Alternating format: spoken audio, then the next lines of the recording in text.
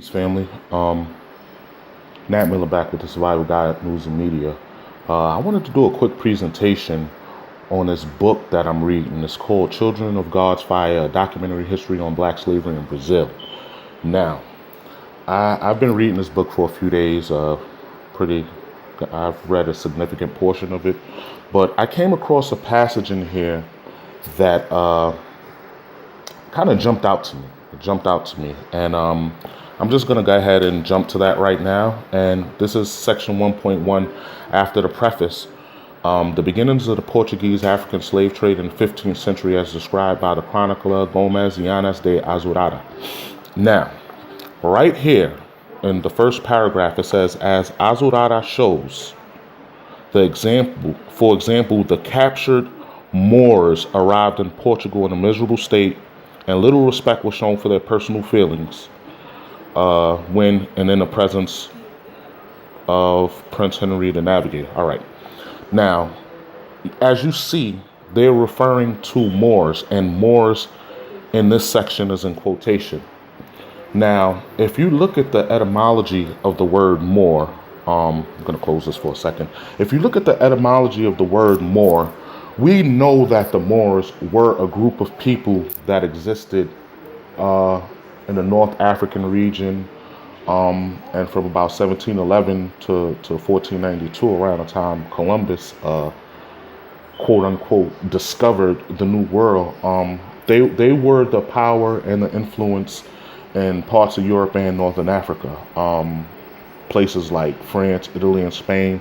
Even in modern day times, you can see their influence.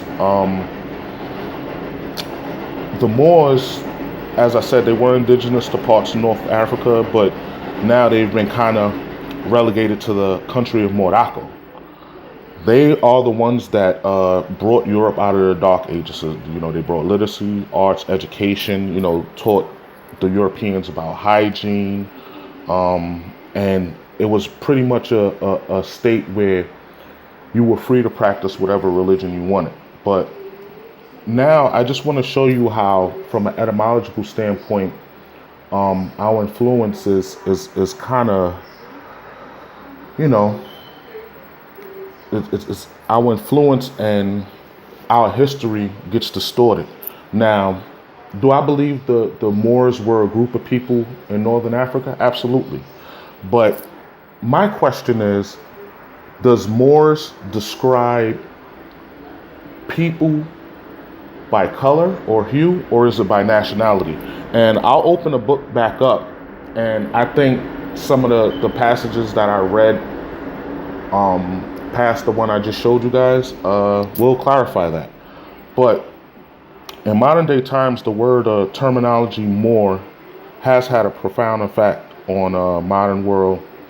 And I'm going to give you a few examples how. Now, the word Moor, in my opinion, and I may be wrong, was more descriptive of hue and appearance rather than a nationality. Now, maybe I'll obtain some more knowledge later on that can clarify that. But here's a few words.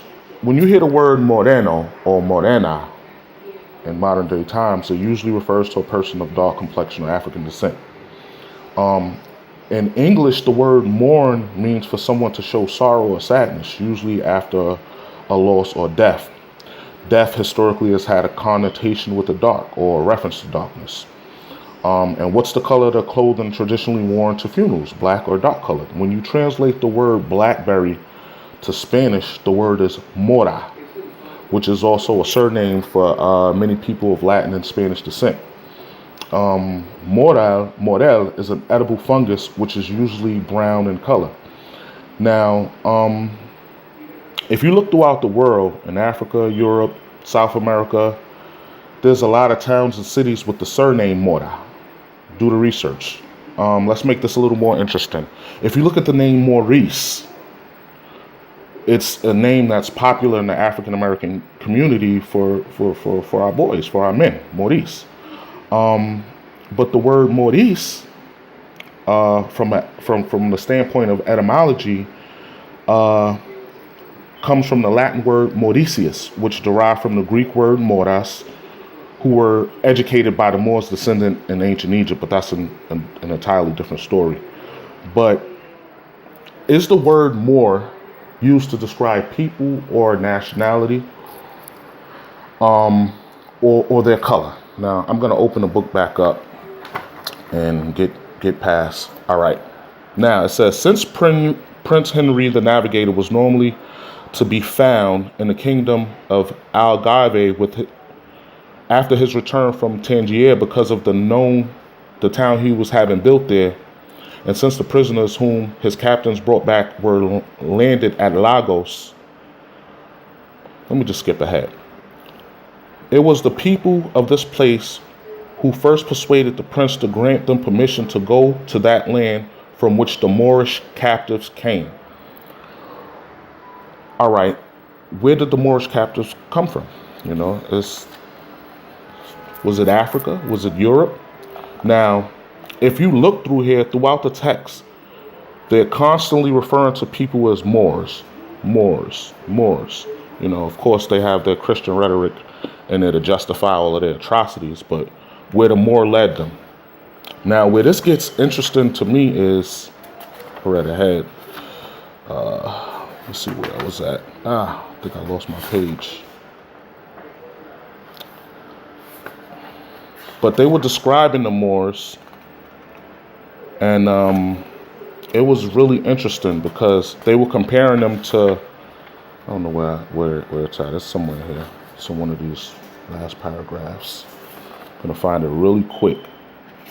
Okay, here it says, on the next day was August 6th. The seamen began to prepare their boats very early in the morning because of the heat, and to bring out those captives so that they could be transferred and ordered. And the latter, placed together in that field, were a marvelous thing to behold, because among them were some who were reasonably white, handsome, and genteel, others not so white, who were like mulattoes, others as black as Ethiopians, so deformed both in their faces and their bodies as seemed to those who guarded them that they were gazing upon images of the lowest hemisphere. The lowest hemisphere. What's the lowest hemisphere? Anything south of the equator, or around the equator, or hot tropical areas. Now, the question I have is they're speaking about the Moors of that conquest, but when they're describing them how they look, it's obvious that they're not all completely African. Does this mean that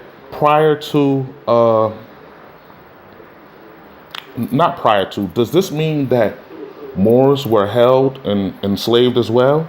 Or is the terminology Moor being used to describe a nationality of people? It's kind of confusing, man. This is why I'm doing this. I'm reading it because, like I said, I had my own interpretations before. I had my own thoughts before. But what I've read in this book thus far, Children of God's Fire, a documentary history of black slavery in Brazil.